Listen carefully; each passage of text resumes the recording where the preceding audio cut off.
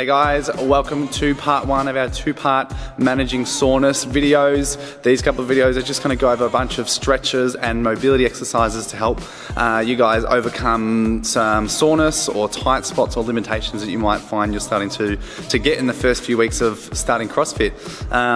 This is totally normal if you are feeling really sore or you're starting to find you've got some areas that are super tight and you're sort of a little bit restricted when it comes to some exercises. That's normal, yeah? Everybody has different tightness in different areas, and it's usually a result of maybe the job that you do, whether it's sitting in a chair or sitting in a car or using tools or in some sort of way. It can be home life, or it can be just a long history of poor posture. So these videos are just going to help you get a little more better prepared for your workouts, pre-workout, but also some mobility and skills that can help you, when you're away from the gym, when you're at home, all that sort of thing, to get you moving as efficiently and well as possible. So the part one video is going to go over just a bunch of simple stretches for you guys to get stuck into. Stretches are important to help improve your flexibility. So when we are a little tight in some lifting movements especially, or when we're on the pull-up bars, you might find you've had some limitations. These stretches are going to help open you up and get you moving better. We recommend you do these after training when you're still warm, or when you're at home and you're not about to jump into exercise. We don't ever recommend doing static stretching and then going straight into exercise where you've got your where your muscles are still cold. You need to make sure that your muscles are warm first. That's sort of an old school thing to sit down and stretch before we're jumping into exercise. It actually is quite dangerous and detrimental and can cause injuries. So do your stretching after training, or just when you're chilling out at home. But still try to make yourself as warm as you can be when you're sitting there in that stretch. Chuck on some trackies or something. Okay, check out the video. Ask us if you have any other questions. If none of these stretches hit that target area that you're really trying to find, give us a bell and we'll definitely come and help you out. Here it is. Starting on all fours, bring one knee forward, one knee back. Bring that front leg, bring your foot across to the side and hold that position.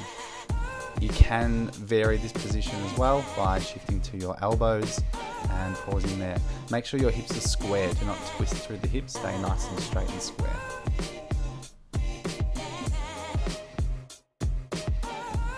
Start kneeling in front of the wall, bring one foot up against the wall, one knee forward, then pop it up into a lunge position. You want to sit up nice and straight and square, pushing your hips forward and chest up. If you find that this position is quite easy, you've got quite flexible hips and quads, you can bring your knee a bit closer to the wall. If you find this pretty hard, which is very common, bring your knee further away from the wall. Okay, just make sure again that your hips are square and straight and push forward. The old footy hamstring stretch, bend one knee, keep one leg straight, try to keep your knee straight and lean forward. You don't have to touch your toes, just lean till you get a stretch while keeping your legs straight. Nice simple lower back stretch. What you're going to do is bring one knee up and then across, keeping your shoulders flat to the floor. You can put a bit of pressure on with your hand if you need to. Between stretches, bring yourself back to the middle, give your knees a bit of a hug and a shake and roll. Helps loosen up through that spine, and then you can twist the other side. Once again, don't forget to keep your shoulders flat to the floor. If that shoulder comes up too far, you are going to get less of a stretch. Two movements here for the spine and shoulders. We're going to start with a puppy dog pose. So on your knees, reaching forward and then just relaxing into that pose. Let your shoulders just sink into that position as you breathe. You can reach out further to help extend that stretch, but just relax.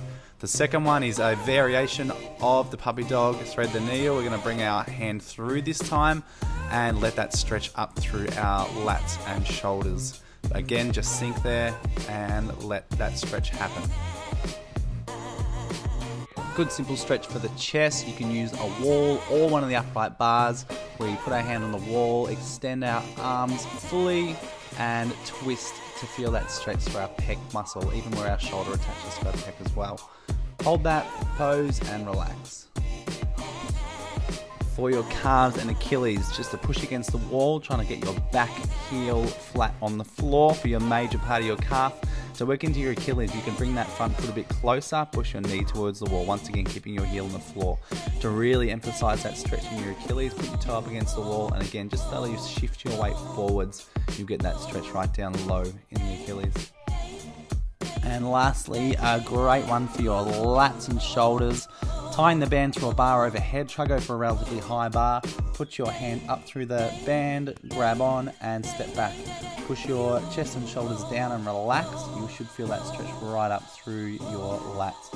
If you twist your hips away from the band as well, you might feel that stretch shoot a little further down too.